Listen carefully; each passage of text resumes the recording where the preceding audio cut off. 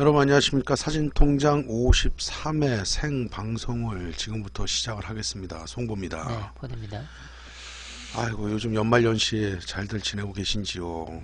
요즘 뭐 식사를 한번 하려 그래도 식당들이 예약들이 꽉꽉 차갖고 뭐 불경기다 어쩐다 한다 하더라도 연말연시 특수는 식당들이 보고 있는 것 같긴 한데, 뭐 어쨌거나 여러분들 요즘 뭐 연말연시라고 또 모임들 많이 가지시고 그렇고 또 고생들도 좀 하시고 그러고 계신 줄 알고 있습니다. 저희도 그러고 있습니다. 요즘 들어서 그러고 있네요. 송년회 한번 못했습니다.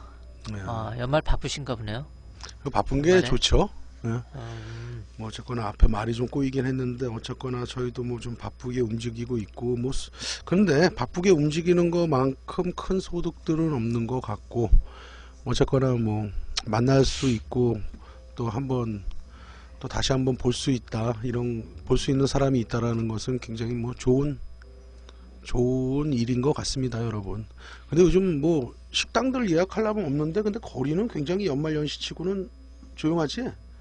뭐 그냥 크리스마스가 내일 모레인데도 예전에 우리 고등학교 다닐 때나 대학 다닐 때나 그럴 때는 막 캐롤이 막 그 울려 퍼지고 그랬는데, 요즘은 레코드 집들도 사실 안 보이는 것 같아.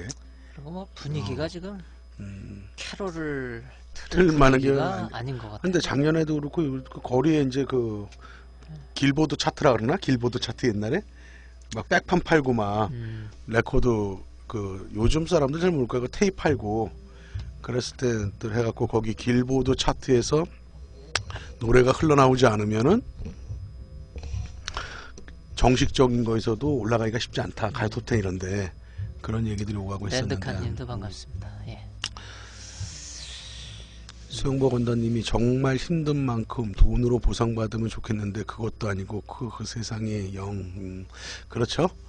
근데 또 어쨌거나 뭐 모든 것들을,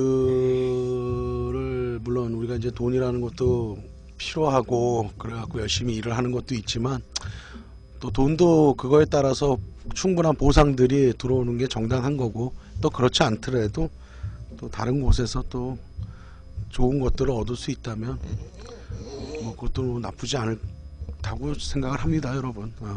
참, 그리고 먼저 공지사항 좀 하나.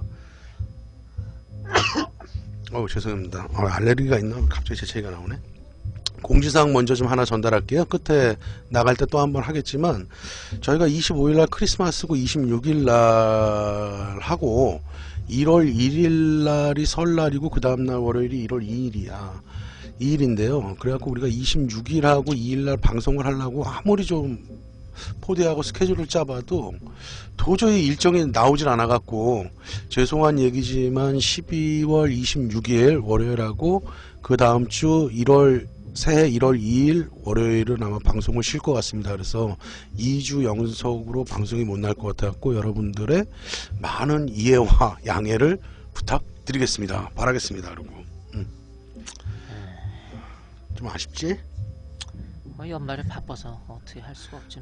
저희가 뭐 이게 직업이 아니다 보니까.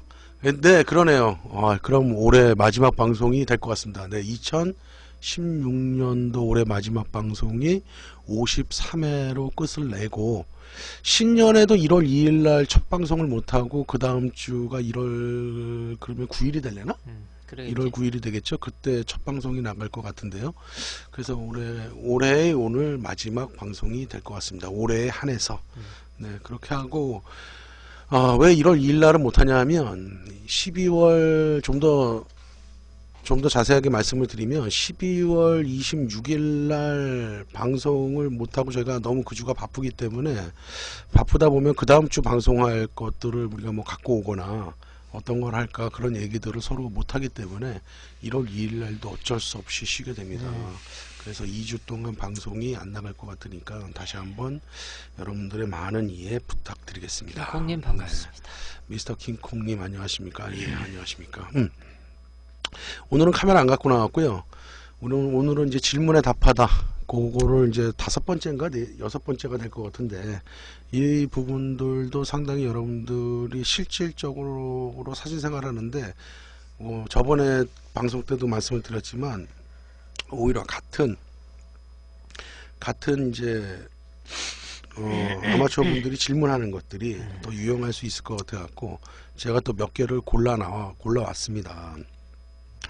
여기에 보면은 거의 다 우리 카페에 올라온 질문들이 90%, 나머지 10%가 메일로 온 거 또는 뭐 이제 뭐 잡지사 월간 사진 이런 데서 나한테 이런 질문이 들어왔는데 어떤 답변을 해줘야 되느냐라고 물어보면 그거에 대한 답변 해준 것들 해서 필요한 것들만 몇 가지 추려왔으니까 한번 뭐 천천히 시작을 해 보겠습니다.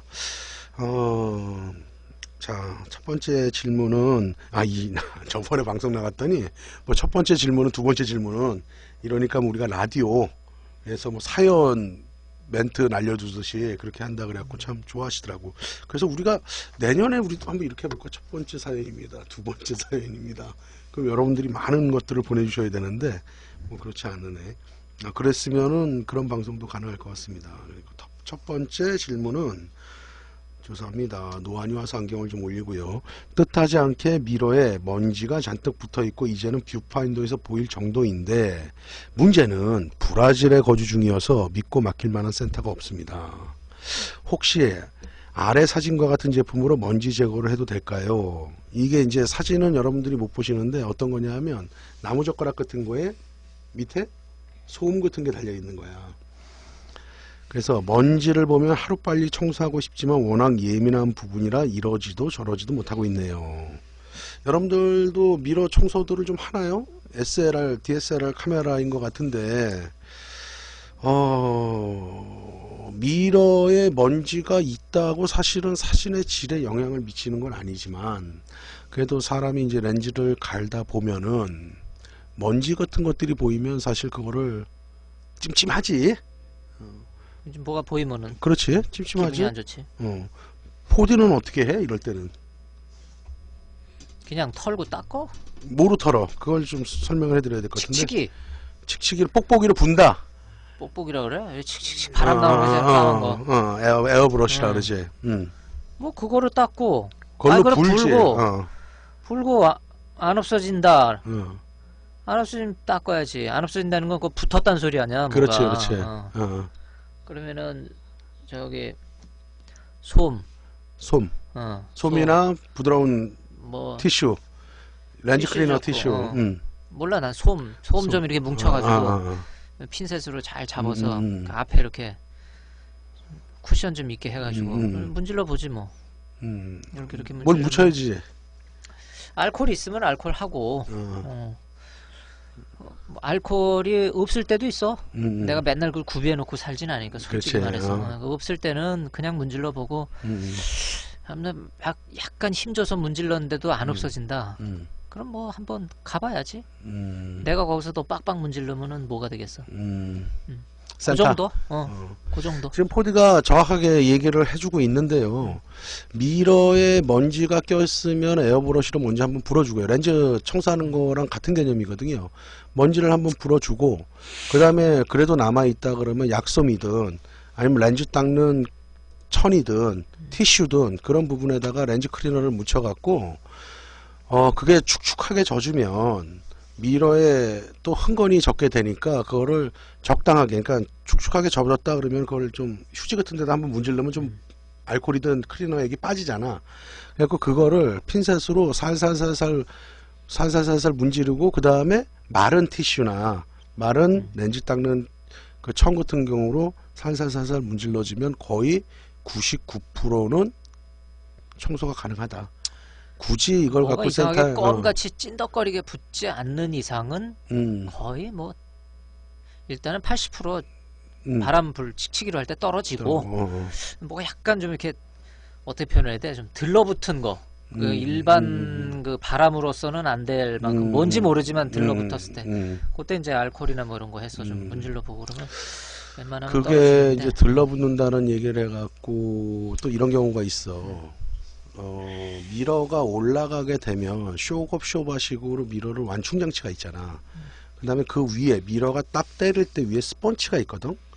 그 스펀치가 오래된 카메라는 삭지. 그렇죠. 삭으면 약간 녹는 듯한 느낌이 들거든. 찐득찐득하게. 그게 미러 끝에 붙을 수가 있어. 그것도 약솜으로 제거하긴 되지만 어차피 위에 있는 스펀치가 삭거나 찐득찐득하게 만들어졌다면은 나는 그걸 내가 이제 제거하고 붙이는데 그 재료가 있어 갖고 그것들을 갖고 계시지 않으니까 센터 가서 그 부분을 점검해 볼 필요도 있다. 그래서 정기적인 점검을 한 번씩 받아보는 것도 나쁘지 않다. 좋은 현상이다. 이렇게 보면 될 것 같아. 아, A850 구입하셨습니까, 오주도깨비님? 네. 오주도깨비님 부산 A850 그 왜 또 사셨나요? 아, 좋습니다. 카메라 뭐 많이 갖고 계신 것 같은데. 그립도 있으면 하나 구입하시고요. A850은 요즘 뭐 그렇게 비싸지 않은 거로 알고 있는데 깨끗한 거를 사셨는지 모르겠습니다. 어쨌거나 오래된 바디이긴 하지만. 아, 우주도깨비님 참 부산 계신다고 그랬나요? 너 부산 가냐? 아, 500 반사 때문에 사셨다고? 부산 맞으세요? 부산? 부산 맞아. 신동이 어디야? 신동품 사셨다고? 신동품. 아, 난 신동이 무슨 우리가 부산에 지금 있는 시 이름인 줄 알았어. 우리가 지금 말하는 게 한 15초 정도 늦게 들리잖아. 그게 걸리니까.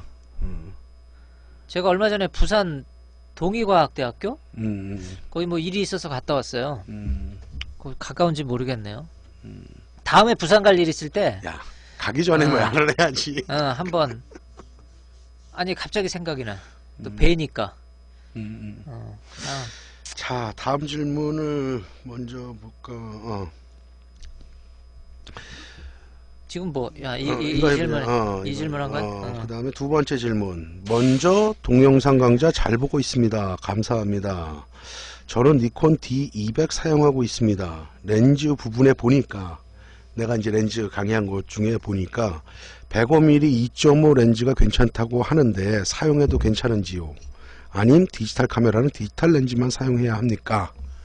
아, 이런 비슷한 질문들 우리 많이 받지?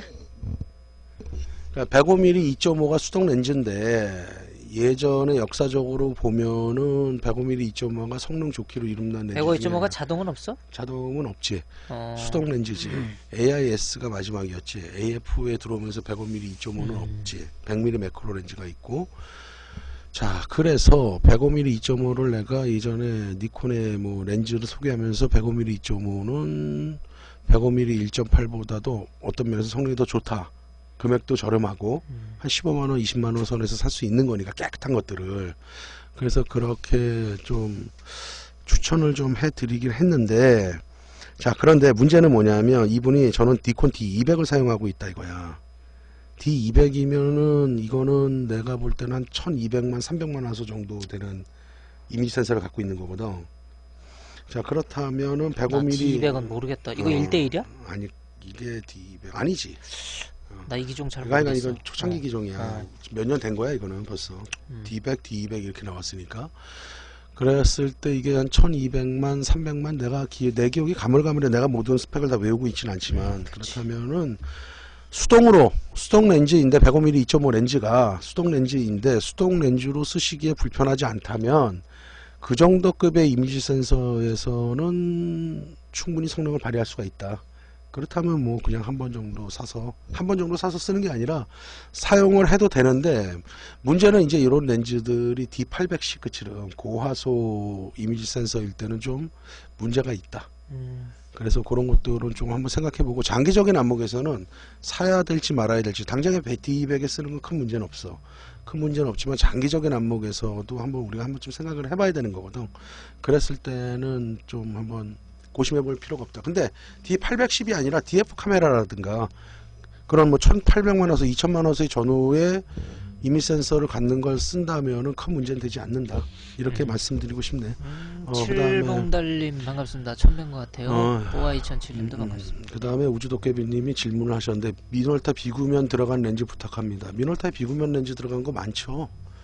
그러니까 어떤 급에서 비구면 렌즈가 그러니까 비구면 렌즈가 들어간다고 성능이 월등히 좋아지는 게 아니라, 제가 누누이 말씀을 드리지만 비구면 렌즈가 들어갔다라는 것은 어떠한 이제 수차를 양호하게 잡아주기 위해서, 또는 렌즈의 또 하나는 이제 비구면 렌즈가 들어가면서 렌즈의 수량을 줄여주기 때문에 역설적으로 렌즈의 코스트를 낮출 수가 있다.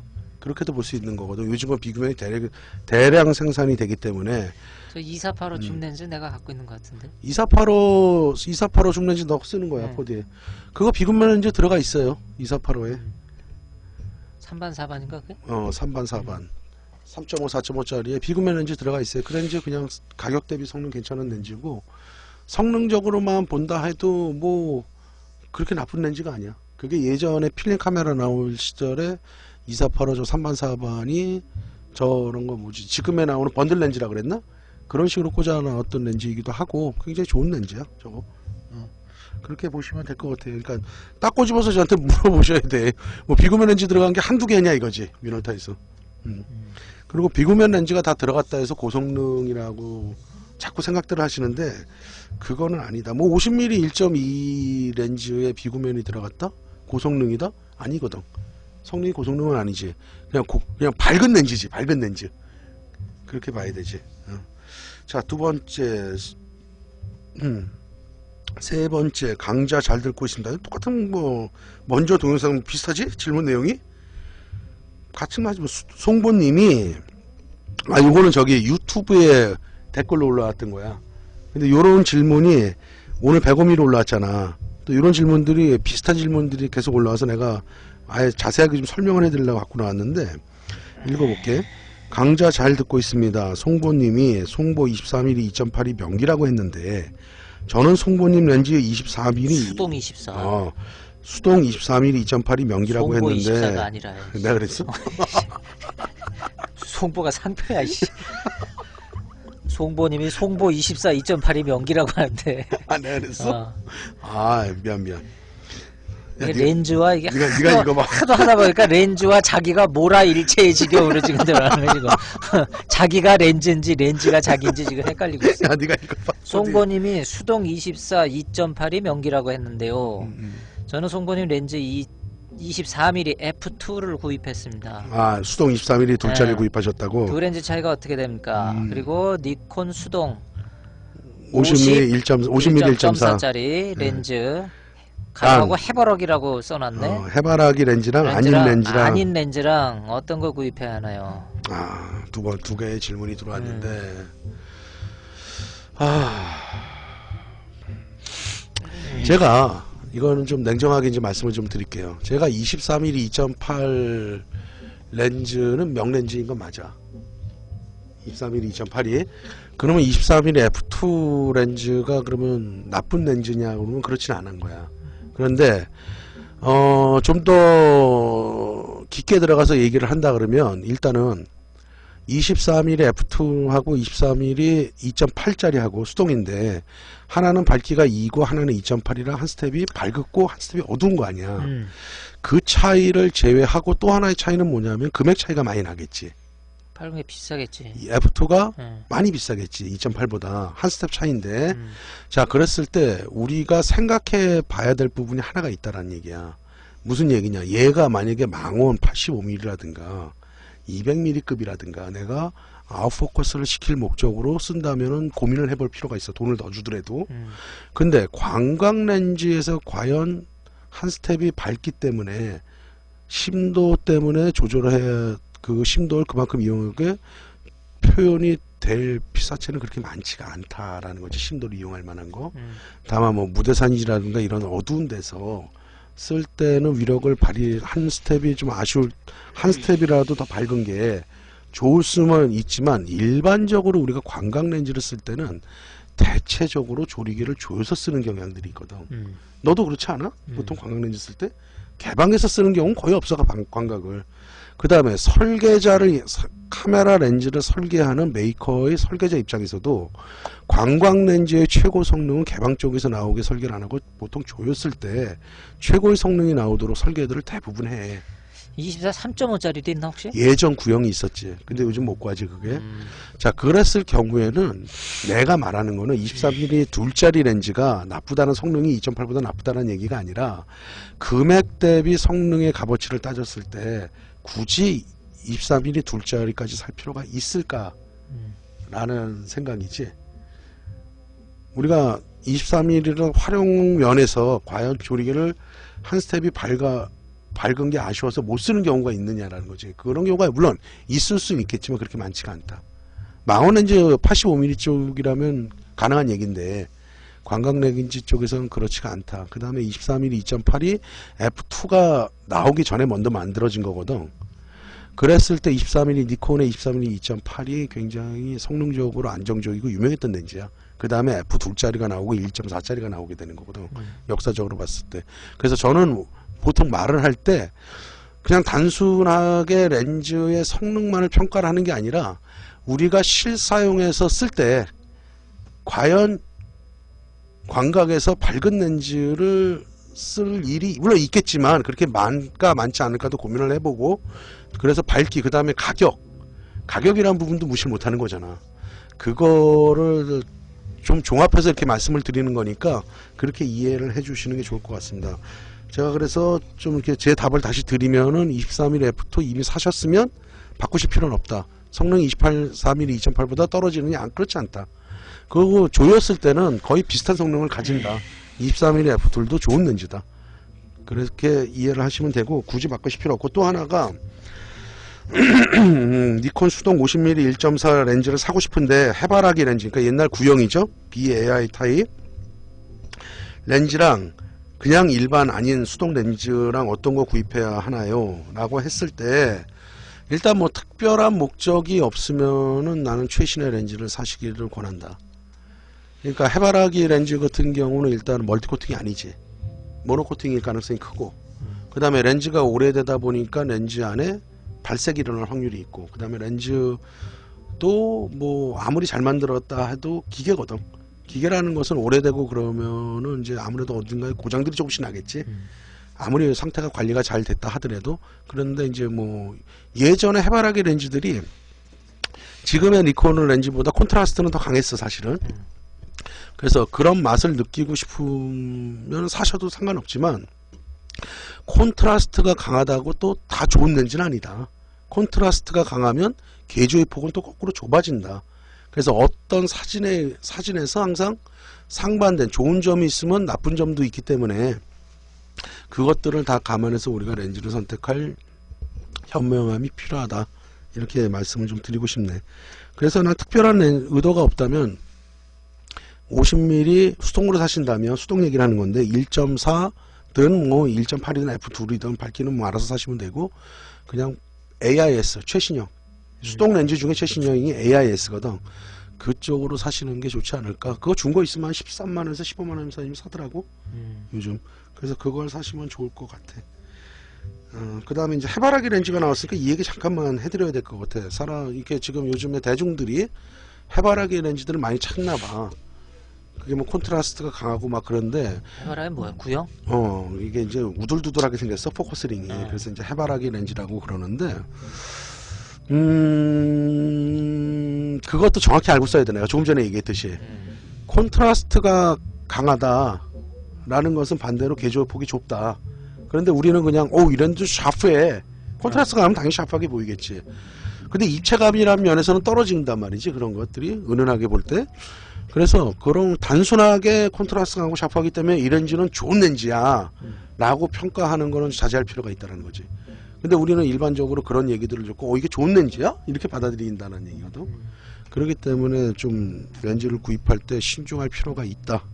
이렇게 말씀드리고 싶습니다. 그거 나온 김에 저기 저 우주도깨비님 질문은 미놀타 2885 3505 2405D 중 추천 부탁합니다 그랬는데 저게 다 급들이 비슷비슷한 것 같은데 난 저거 보면서 개인적으로 궁금한 게 광학적으로 볼 때 그러니까 설계 구조로 설계자 입장에서 볼 때 저게 거의 비슷한 거야? 아니면 개중 그래도 좀 뭐라 그래 이렇게 그 광학적으로 안정 구조라고 표현해야 되나? 내가 말이 되나? 좀 성능이 좋을 수 있느냐? 좋을 수 있으니까 구조적으로 더 그 미스가 없게끔 설계될 수 있는 구조가 혹시 있나? 난 그게 갑자기 궁금해졌어. 아니면 그냥 다 그냥 그놈인가 저게?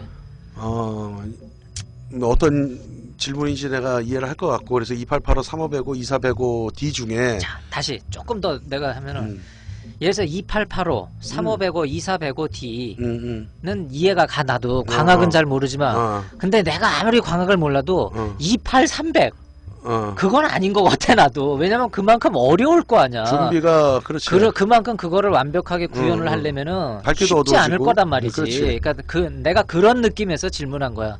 2885, 3505, 2405D 중에서 광학적으로 기술자들 입장에서 볼 때 조금이라도 쉬운 준비가 혹시 있는지 나 그건 몰라서 물어보는 있지. 거야 지금. 어떤 쪽 일단은 2885, 3505, 2405 중에서 가장 준비적으로 적은 것들이 가장 좋은 거거든. 그렇다면 이제 3505, 3505 그다음에 광각하고 망원 쪽이 좀 더 좁혀지는 거. 너무 벌어지지 않는 그렇지. 거. 그러니까 이게 아니라 이게 좁아지는 좁았다 거. 이제. 그러니까 뭐 3505가 설계가 좀 쉽고 그다음에 2885가 그다음으로 쉽고 꼭 그런 건 아니지만 굳이 말하자면 굳이 말한다면. 2405D가 설계자 입장에서 볼 땐 좀 난이도가 있는. 자, 그런데 나는 그러면 추천하라 그러면은 뭘 추천하냐면 나 2405D를 사라고 추천한다. 왜 그러냐면 D가 뭐야? 저게 그런 거야. 니콘에. 자, 2405를 사라 그런다. 왜 그러냐면 연도도 봐야 돼. 발매 연도도. 2405가 맨 끝에 나와. 3505가 맨 처음에 나오고 2885가 나오고 2405는 한참 후에 나온 렌즈야. 그건 무슨 얘기냐면 그 광학적 설계들이 계속 기술의 발전을 한다는 거지. 포드니가 아까 말한 대로 뭐 24300 이런 거는 광학적 발전이 있다 하더라도 한계치라는 게 있어. 그래서 그게 이제 밝기도 어두워지지만 5.6, 6.3까지 가고 그러는데 그리고 이제 그런 것들은 이제 초점에 좀 불안한 감도 있고 너무 준비가 커지니까.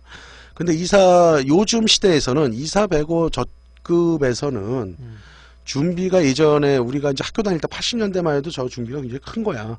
왜냐 광각에서 망원을 왔다 갔다 하는 거기 때문에. 우리 때는 3570, 2885 그 정도가 가장 많았던 것 같은데 내 기억에. 우리가 3570 우리 학교 다닐 때는 3570 그 다음에 꼭 좀 더 넓은 거 쓴다면 2885 또는 3505 그 정도에서 끝났지. 그러다가 이제 탐론에서 28200이 한번 나왔지. 아스피리칼 비구면 렌즈가 들어가면서 나왔는데 역시 그 렌즈는 좀 그저 그렇지. 망원 쪽에서 성능이 그러니까 쉽게 얘기해서 그거 쓰는 분들한테는 좀 죄송한 얘기지만 쓸래 안 쓸래 그러면 일단 돈 주고는 절대 안 살 것 같고 내가 이 얘기 나오면 또 이제 공감 안 누르고 사람들 비공감 막 누른다. 그 별로 성능적으로는 안 좋았지. 그래도 획기적인 준비였기 때문에 인기를 좀 끌었었는데 그렇게 보고 그다음에 우주도깨비님이 물어본 건데 저기서 뭐 추천을 굳이 한다면 2405D가 왜냐면 준비가 활용적이잖아. 그 다음에 비구면 렌즈 아까 물어봐서 말씀드린 2885에는 비구면 안 들어있어. 3505에는 한 장 들어있어. 2405에도 들어있어 비구면 렌즈. 그러니까 기술이 발전되는 거야. 3505 렌즈는 예전에 저게 번들 렌즈로 나왔던 거야. 알파 7000에 3570 꽂혀놨나? 저런 렌즈들이 꽂혀 있었거든.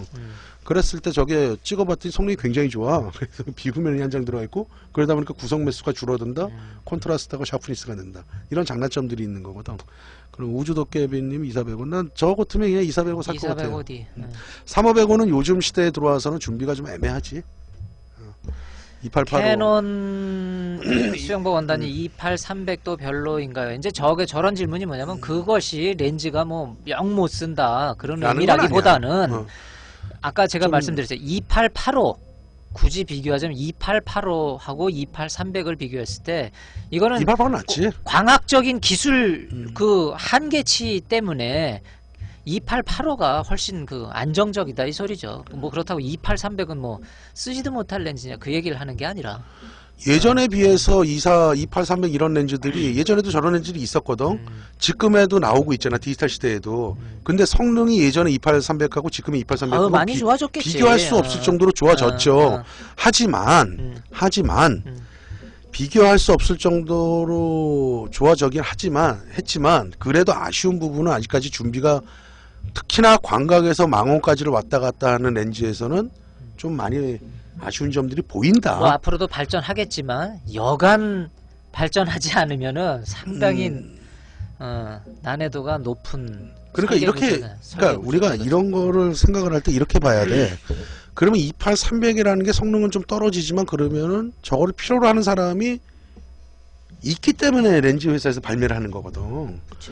그러니까 모든 렌즈들을 성능적으로만 평가를 해서는 안 된다라는 거야. 활용면도 우리가 알아야 된다라는 거거든.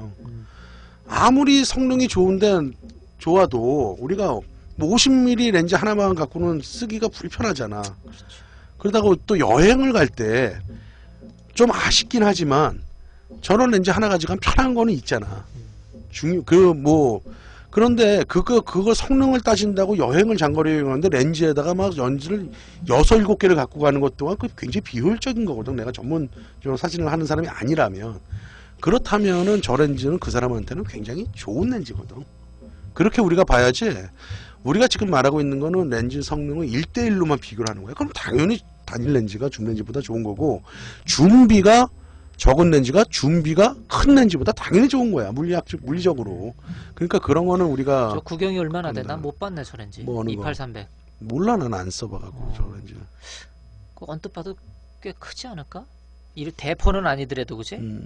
꽤 나갈 것 같은데 8300. 뭐 시그마 렌즈 중 요즘 아트 렌즈가 성능이 좋다는데 이유가 있습니까? 이유가 있겠죠? 예를 들어서 이제 앞에 대공화가 되는 것들은 요즘에 이제 이미지 센서들이 커지고, 이미지 센서 커지는데 고화소가 되니까 코너까지 고화소까지 어느 정도 커버해 주기 위해서 만드는 렌즈들이니까 어쨌거나 신형 렌즈들이 잘만 만들었다면 구형 렌즈들에 비해서 성능이 좋아지는 건 사실이에요. 근데 그 차이가 우리가 실질적으로 쓰다 얼만큼 보이느냐 그런 거죠. 뭐 아니 예를 들어서 이런 거야. 우리가 뭐 요즘 4K 영상 하잖아. 아니 근데 내 모니터가 4K가 지원이 안 되는데 뭘 내 모니터가 먼저 지원이 돼야 될 거 아니야. 그러니까 그런 부분. 그러니까 모든 게 박자가 맞아야지 나만 앞서간다고 되는 문제는 아니거든. 로얄 레프킴님 저 처음 보는 것 같은데 반갑습니다. 예. 자 어디까지 했나 우리. 그렇게 해갖고 지금에 있는 것들을 좀 답변이 됐으면 하고요. 미놀타 3500은 5만원인데 그 정도 할 거예요. 나중에 우주도깨비님이 판다 그러면 안 산다거나 5천원 주고 산다거나 또는 만원 주고 산다거나 이렇게 될 거예요. 요즘 시장에 나가시면은요, 니콘에서 나온 F4 바디 있죠? 예전에 필름 바디. 그거 정말 깨끗하면은 15만원.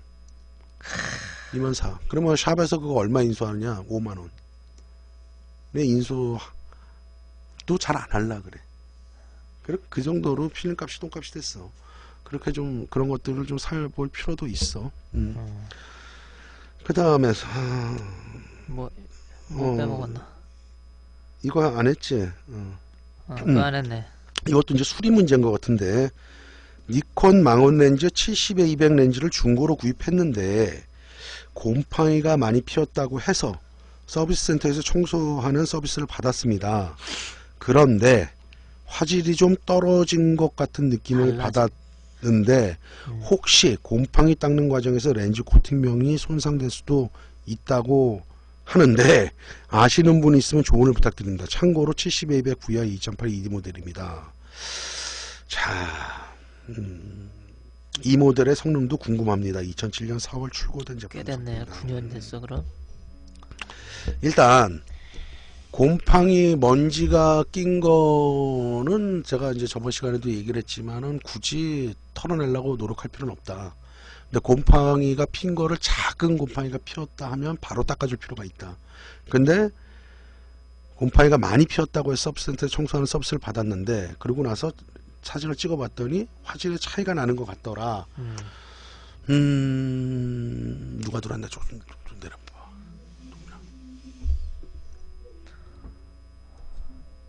튕겨져 나가셨다가 다시 들어오구나. 소풍님 오시고.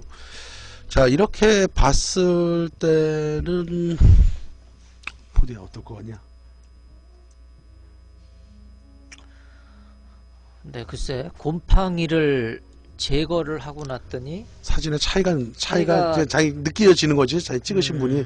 그러니까 그건 개인 느낌이겠지. 개인 느낌. 난 느낌까지는 솔직히 잘 모르겠고 곰팡이 닦는 과정에서 렌즈 코팅면이 손상될 수도 있다고 한다. 있다는 가능성은 있겠죠. 음.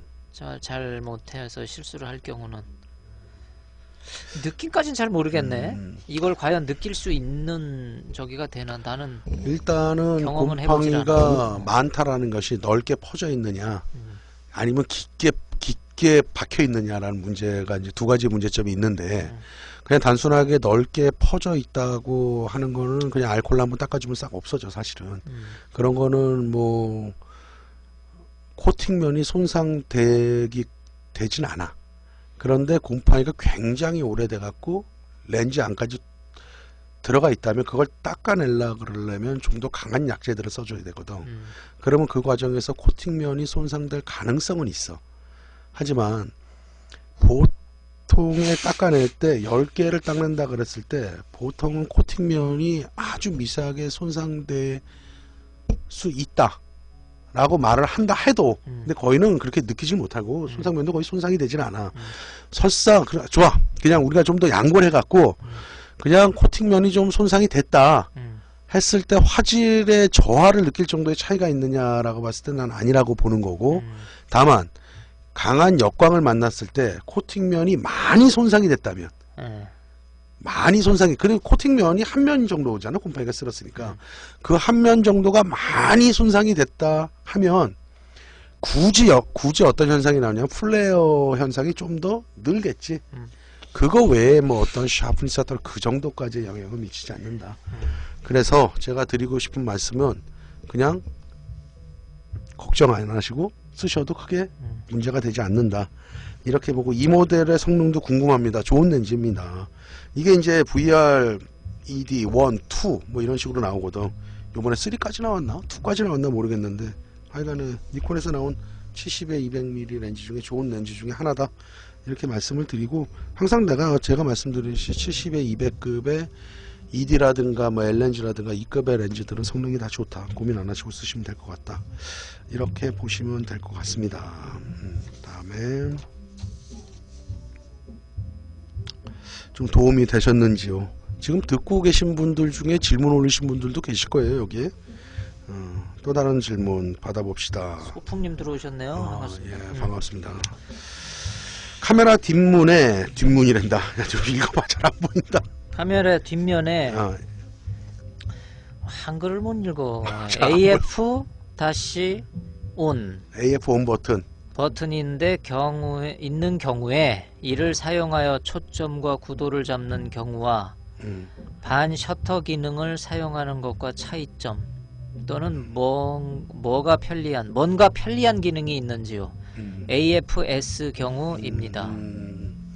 그러니까 우리가 어떤 카메라든 뒤에 아주 보급기가 아닌 이상은 보통의 카메라든 그게 이제 미러리스든 뭐 SLR 카메라든 카메라 셔터 버튼 뒷면에 AF-ON 버튼이 있잖아. 그 다음에 또 그 옆에 거의 같이 붙어 있는 게 AL 버튼, 즉 A 락 버튼, 노출 잠금 버튼이 같이 있거든. 근데 지금 이 질문하신 분의 궁금한 건 뭐냐면 AF-ON 버튼이 있는 경우에 이를 사용해 초점과 구도를 잡는 경우와 반 셔터 기능을 사용해도 AF가 잠기잖아. 그거와 차이점이 있느냐라고 물어봤거든. 차이점이 있죠. AF-ON 버튼은 그거는 AF를 만을 조절하는 기능이 있는 거고, 반 샷다 기능은 AF하고 노출 락 기능을 같이 수행을 하는 거지. 그렇기 때문에 예를 들어서 뭐 노출 차이가 편차가 심한 경우에 예를 들어서 A 락 버튼을 맞추고 싶은 곳에다가 노출을 재고 A 락 버튼을 누른 상태에서 이쪽으로 와서 반 셔터를 누르면 A를 락은 잠기면지만 셔터는 그 포커스는 잡을 거를 반 셔터로 가능하잖아. 근데 AF-ON 기능이라는 건 뭐냐면 단순하게 AF만 조절을 하는 기능이다라는 거지. 그랬을 때는 AF로 먼저 맞추고 그럼 노출을 반대로 하거나, 아까랑 똑같은 개념이거든. 아까 뒤만 바뀐 거니까. 그렇지만 굳이 단추로만 얘기를 한다 그러면 반 셔터가 한 가지의 기능을 더 수행을 한다. 반 셔터를 누르면은 AF하고 노출을 같이 잠가버리는 역할을 하는 거고, AF-ON 버튼은 노출의 잠금 기능은 아니고 단순하게 AF만을 조절할 수 있는 버튼이다. 그렇기 때문에 우리가 뒤에 있는 AF 온 버튼하고 그 다음에 AE 락 버튼하고 셔터 버튼 있지, 반 셔터 등 셔터 버튼을 적재적소에 잘 사용할 수 있는 그런 지혜들이 필요하다. 이렇게 말씀을 드리면 되지 않을까 봅니다. 우주도깨비님이 뭘 자꾸 많이 사시고 싶으신가 보네.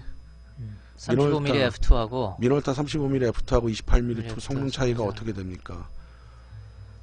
냉정하게 말씀을 드릴게요. 그거는 1대1로 비교할 수 있는 건 아니고요. 내가 28mm를 살 거냐 35mm 화각을 쓸 거냐가 먼저 결정이 돼야 돼요. 그래갖고 질문이 어떻게 되냐면 미놀타 35mm를 f2하고 뭐 니콘의 35mm f2하고 성능이 어느 게 좋을까요? 아니야, 이 질문도 좀 이상해. 그러니까 내가 이러이러한 사진을 찍는데 35mm가 날까요? 28mm가 날까요? 라고는 질문의 성립이 되는데 미놀타 35mm f2하고 28mm 2의 성능 차이가 어떻게 됩니까? 1대1로 비교할 수 있는 게 아니죠. 화각이 다른데 그거는 그렇게 비교할 수 있는 문제는 아니에요. 그래서 먼저 우주도깨비님이 35mm가 좋은지 28mm가 좋은지를 따져갖고 그거를 이제 선택하는 거죠. 뭐 28mm 2를 살까요? 2008을 살까요? 그 질문은 형성이 된다. 그럼 아까 그거에 대한 답변은 드렸고 28mm 2가 명기라고 하던데요. 그럼 명기의 기준은 무엇인가요? 전 잘 모르겠습니다. 저는 28mm 내가 2.8인가? 낼게. 너 20mm? 20mm? 20mm 2.8 그거 쓰고 있어요. 20mm. 일단은 그래도 궁금하신 것 같아갖고 답변을 좀 드리면 28mm 화각대 렌즈들은 메이크업 불문하고 성능이 좋을 수밖에 없어요. 본격적인 광각이 시작되는 화각이 28mm고 28mm 렌즈의 역사는 어느 메이커 불문하고 굉장히 오래돼 있다. 그렇기 때문에 성능이 안정돼 있고 특별한 뭐 왜곡이라든가 그런 것들이 없기 때문에 대체적으로 메이커 불문하고 다 좋다. 28mm f2하고 28mm 2.8 좀 선택 부탁합니다. 저 같으면은 28mm 2.8 아까 말씀드렸듯이 광각 렌즈를 굳이 열고 쓸 일이 거의 없다. 제 경우는 4D하고 저의 경우는 그렇다. 또 그냥 가격 부분도 뭐 그냥 28mm 2.8 사고 나머지 갖고 다른 걸 더 사거나 난 맛있는 거 사 먹을래. 그렇게 하면 좋을 것 같다. 거기까지만. 예. 그 다음에 도움을 청합니다. 다음 질문. 도움을 청합니다. 소니 A6000에 물려서 잘 쓰던 렌즈인데요. 왜 뭐 문제 있어? 없어? 아니 근데 저거 왜 뺑뺑뺑 돌지 우리 화면에? 난 지금 저게 우리가 뭐가 문제 있는지 알고 네가 나 보길래 문제 없지? 난 지금 뭐 우리가 지금 선이 딸리나 그래서 그런 줄 알았어. 네, 또 자 다음 질문 다시 도움을 청합니다. 소니 A6000에 물려서 잘 쓰던 렌즈인데요. 초점을 잡을 때 윙윙 소리가 나더니 초점 잡는데 잘 안되고 버벅거립니다. 남대문 탐넘 AS센터의 한국 카메라에 갔더니 E마운트 18200은 자기네 소관이 아니랍니다. 자기네하고 이기종은 AS 계약을 안 맺었나봐요. 수입상인 썬포트에 맡겨서 옛날에 신태양이구나 이게 썬포트에 맡겨서 일본으로 보내서 수리해야 되는데 우송료 수리비 등은 알 수 없다고 합니다. 그리 비싸지 않은 렌즈인데 수리비가 더 나올 수 있다네요. 국내 수리센터에서 수리할 수 있게 저렴하게 잘 봐주는 거 있으면 알려주시면 감사하겠습니다. 떨어뜨리거나 한 적도 없고 그런대로 잘 되던 렌즈인데 소니 18200과 같은 곳 같이 나온다고 들은 것 같아요. 이건 뭐 무슨 말인지 모르겠고 하여간 좋은 수리센터 하시는 분 부탁드립니다. 감사합니다. 이렇게 써놨거든요. 아니 렌즈가 뭔 렌즈라는 소리야? 탐넌 18200? 200을 사갖고 탐넘 에어센터를 갔더니 거기가 에어센터가 한국 카메라야. 갔더니 이 마운트 18200은 자기네 소관이 아니라는 그러니까 거지. 소니 A6000 바디에 탐넌 18200을 쓰고 계셨다는 소리 아니야. 그지? 근데 렌즈가. 이게 망가져갖고 윙윙 소리가 나더니. 탐론 AS센터 한국 카메라 갔더니 어. 자기네 소관이 아니라는 거다 이거지. 그래서 이거를 수입한 업체가 있을 거 아니야. 그 업체가 썬포터라 이거야. 맡겨서 일본으로 보내서 수리해야 하는데 우성료 수리비 등은 알 수 없다고 합니다. 그리 비싸지 않는데 수리비가 더 나올 수도 있다고 하는 거야. 그렇게 대답이 왔구만. 조금은 무책임하다. 그치? 그거를 수리비다 이런 것들이 이게 지금 이 질문을 내가 왜 갖고 왔냐면 이게 우리 현재 우리나라의 AS의 실정이야. AS센터의 실정이야. 그러니까 여러분들이 캐논이나 니콘이나 이런 부분들 제가 이제 그러죠. 캐논이나 니콘이 좋아서 그걸 추천한다기보다는 이런 여러 가지 전반적인 면들 때문에 그것들을 추천하는 건데 우리가 서드파트라고 하는 부분들이 있잖아. 서드파트 렌즈들 이런 렌즈들의 사실은 AS센터가 상당 부분 부족한 건 사실이야. 사실이고 근데 이거는 내가 아무리 봐도 조금 너무 무책임해. 탐론 AS센터인데 자기랑 계약을 안 맺어 있기 때문에 못한다? 물론 못할 수 있어. 프로그램 같은 게 없으면 못할 수는 있어. 좋아. 그것까지는 차지하더라도 그렇게 비싸지 않은 렌즈인데 수리비가 더 나올 수 있다고 한다? 이건 난 되게 무책임한 거라고 생각해. 어떤 식으로든지 이걸 알아봐 줘야지. 그런 노력들이 필요하다고 보는 거고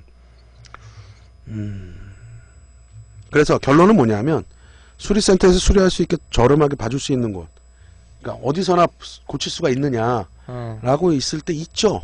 AS센터라는 것이 꼭 지정 AS센터가 아니어도 수리실을 하는 데가 있죠. 그런데 이제 그거를 공식적으로 말씀드리긴 그렇고 나중에 제 메일로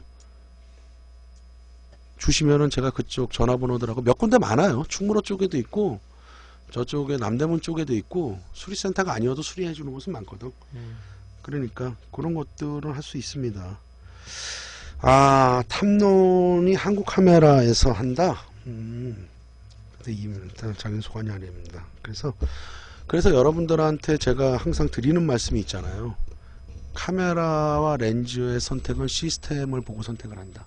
시스템이 방대한 거를 선택한다. 그 시스템 안에는 AS 문제도 포함되는 거거든. 그래서 그런 부분들도 여러분들이 염두에 두고 카메라 사실 때 고민을 좀 생각을 해볼 필요가 있다. 이렇게 보면 될 것 같습니다. 자, 그 다음 질문이 카메라에서 방진 방적 기능이 꼭 필요한 기능인지요? 의견이 분분해서요. 방진 방적? 이게 방진 방습 기능 같은데? 그 얘기를 하는 것 같은데? 여러분들 의견은 어떻습니까? 카메라에서 방진 방적이라고 글이 올라왔는데 카메라에서 방진 방습이 되는 기능이 꼭 필요하다고 보느냐 이거지. 그 의견. 방습은 알겠고 방진은 뭐야? 먼지. 먼지나 그러니까 뭐 습도라든가 약간의 간이 방수 기능이 필요하냐 카메라에서. 근데 이게 왜 의견이 왜 분분할까? 인터넷에서. 난 개인적으로 분분해야 될 일이 없을 것 같은데 있으면 당연히 좋은 거 아닌가 이거? 나는 내가 볼 때 이건 당연히 있어야 되는 기능인데 80년대에 니코 캐논의 펜탁스에서 LX 바디가 나오거든. 80년도인가 81년도에 LX 바디가 나왔을 때 일본 카메라 평론가들의 극찬을 받아. 극찬을 받는 이유가 두세 가지가 있는데 첫 번째가 하이브리드 샷다를 채용했다라는 거. 두 번째가 방진 방습 기능이 잘 돼 있다라는 거야. LX 바디가. 그렇지. 그거 때문에 극찬을 받는 요인 중에 중요한 한 가지가 방진 방습 기능이야. 그래서 니코 캐논의 뉴에폰 바디도 방진 방습 기능이 돼 나와. 캐논의 F3가 아니고 캐논의 F3 P 바디, 프레스 바디에도 방진 방습 기능이 돼서 나와. 니콘. 그렇지. 그게 다 80년도에 한 획을 그었던 메이커의 최상의 브랜드란 말이지. 최상의 브랜드 모델이란 얘기지. 거기에 공통점은 뭐냐면 방진 방습 기능이 채용이 됐다라는 거야. 거기서부터 이제 방진 방습 기능이 제대로 채용되는 카메라들이 시작이 되는데, 지금에 와서 이게 의견이 왜 분분하냐? 가격 때문에 그러느냐? 여러분들이 지금 쓰고 있는 디지털 카메라에는 아주 보급형이 아니라면 대체적으로 방진 방습 기능이 채용이 돼 있어. 하이엔드급 뭐 니콘의 D3, D4, 캐논의 뭐 1DS 급들, 마크 3든 마크 4든 뭐 이런 것들 전부 다. 하다못해 OD 시리즈도 기본적인 방진 방습 기능은 내가 된 거로 알고 있어. 특히나 디지털 카메라에서는 이거는 의견이 분분해야 될 이유가 하나도 없는 거야. 디지털 카메라에서는 우리가 아날로그 시대보다 더 전자화돼 있잖아. 그 다음에 이미지 센서도 거의 뭐 반도체 개념이란 말이야. 그게 이미지 센서가. 그것들이 더 전자화된 거에서는 더더욱 방진 방습 기능은 갖춰져야 될 것이 맞다. 난 이렇게 보는 거야. 그러니까 쉽게 얘기해서 미스터 크리켓은 없으면 비 오는 날이나 열악한 상황이 아주 불안해. 비가 막 쏟아지는데 방진 방습 기능이 있다고 뭐 그거를 물에, 그러니까 비가 어느 정도 올 땐 쓸 수가 있지만 물에 담글 정도는 아니지. 방수 카메라가 아니니까. 그 다음에 오랜 시간이 가더라도 방진 방습 기능이 있다는 것은 카메라를 보호하는데 굉장히 유용한 것들이 있다. 자, 그러면 방진 방습 기능이 어려운 기능이냐? 원리를 우리가 알아야 되는데, 방진 방습 기능이 메이커에서 해줄 때 그렇게 돈이 많이 들어가는 어려운 기능이냐? 아니야. 셔터 누르는 데 있지. 그럼 셔터가 누르면은 곧 들어가는 만큼의 편차가 생길 거 아니야. 그리고 그만큼의 유격이 있잖아. 그 부분을 고무링으로 씌워주는 거야. 고무링으로. 그 다음에 DSLR 같은 경우 상판이 떨어지는 카메라가 있잖아. 그러면 거기 상판하고 중간판이 붙을 때 거기다가 고무링을 하나 정도 넣어주는 거야. 쉽게 얘기해서 우리가 자동차 엔진을 뜯잖아. 그러면 거기 가스켓이든 실링이든 어떤 고무 실링들이 돼 있잖아. 오일이 새지 말라고. 그거랑 똑같은 거야. 이거는 먼지라든가 습도라든가 어느 정도의 비들이 스며들지 않게, 스며들 만한 곳에 쉽게 얘기해서 코팅을 해준다는 개념으로 보면 돼. 고무로. 그게 무슨 큰 비용이 들어가. 금형 떠갖고 갖다 놓고 조립할 때 나사 조여주면 되는 건데. 그 정도면 되는데, 펜탁스 LX 바디를 이렇게 딱 열어보면 LX 바디는 아마 니콘의 F3 P 바디나 캐논의 UF1 바디보다 펜탁스의 LX 바디는 더 섬세하게 방진 방습 기능이 돼 있어. 그 안에 이제 배선이라든가 그런 부분들까지 쫙 돼 있어, 걔네들은. 그래서 굉장히 호평을 받았던 카메라야. 좋은 평을 받았던 카메라가 LX니까 이거에 나의 답은 의견 분분할 일이 없다. 무조건 하는 게 좋다. 난 그렇게 보는 게 좋을 것 같아.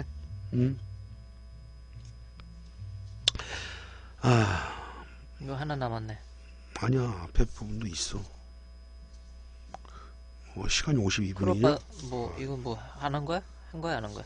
이거 안 한 거야. 이것도 안 한 게 두세 개가 되는데 지금 하나밖에 더 못 할 것 같은데 어느 거 할까? 이거 할까? 이건 옛날에 비슷한 거 한 거 같아. 이거 하자. 손 떨림 방지 기능. 이거 하자.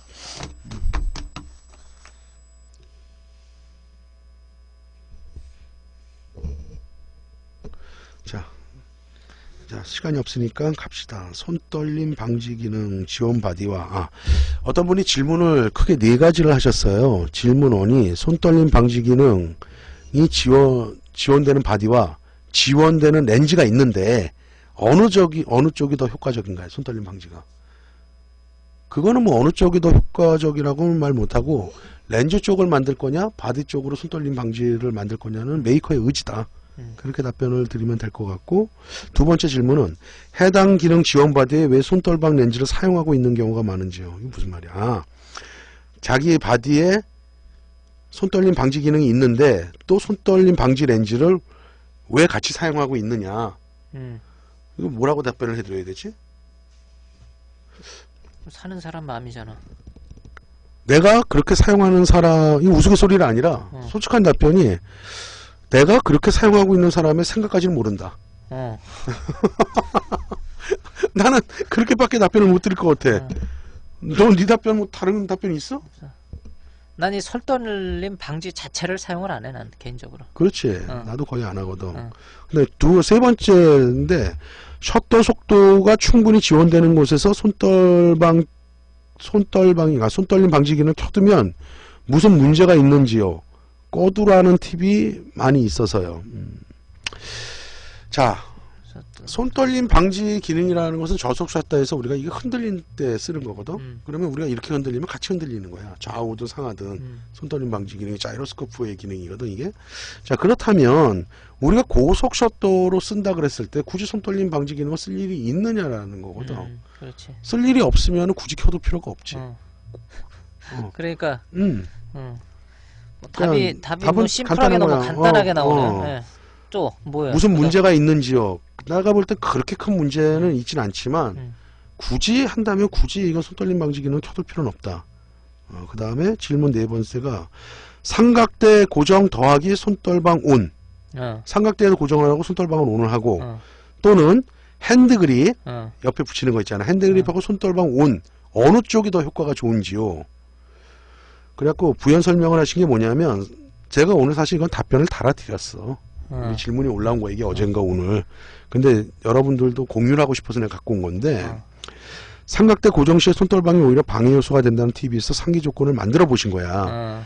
삼각대 플러스 손떨방을 끄는 게 최고의 조건이라 인식되는 거야. 맞는 말이지. 근데 핸디그립으로는 핸디그립을 끼고 도저히 삼각대 손떨방 오는 수준도 넘지 못한다고 여겨도 되는지요. 감사합니다. 이렇게 왔는데 자 무슨 얘기냐 이게 아니. 그러니까 억지로 조건을 만든 거야 지금. 근데 이거를 말씀을 드리기 전에 우리가 먼저 이걸 좀 생각을 해봐야 돼. 손떨림 방지 기능이 왜 만들어지고 이게 그러면 과연 최상의 선택이냐라는 거지. 우리가 사진을 찍을 때 없는 것보다 있는 게 나아. 그건 사실이야.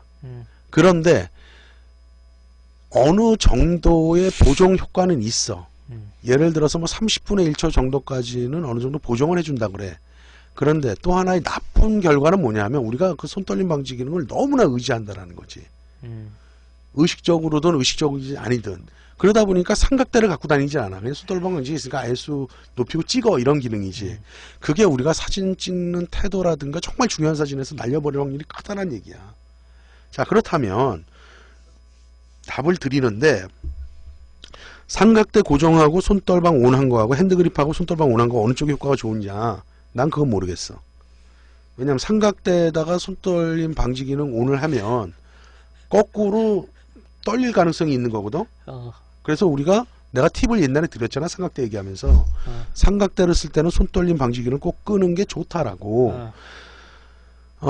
그래서 손떨림 방지 기능의 역할, 순 역할이 뭔지를 먼저 우리가 이해를 해야 되는 거야.